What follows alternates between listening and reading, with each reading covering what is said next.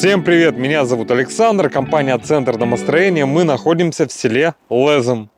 Мы продолжаем строительство одноэтажного шикарного дома из бруса. Дорогие друзья, посмотрите, мы берем обычный пиломатериал. Это брус 150 на 150.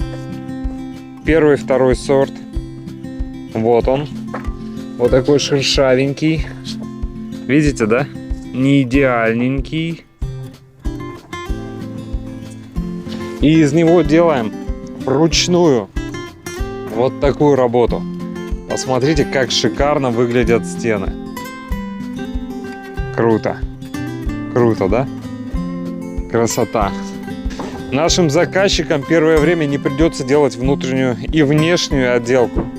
Это существенно сэкономит бюджет. Посмотрите, как красиво.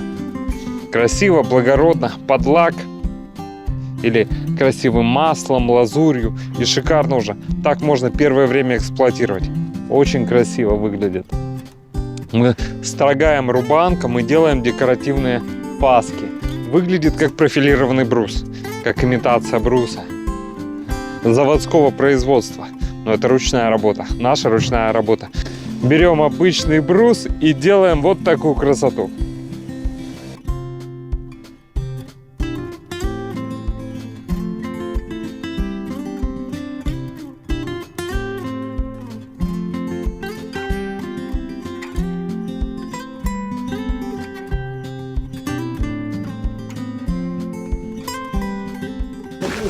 Обратите внимание на наши узловые элементы. Шикарно. Все под карандашик. Сначала чертим, потом пилим. Очень красиво. Очень четко получается.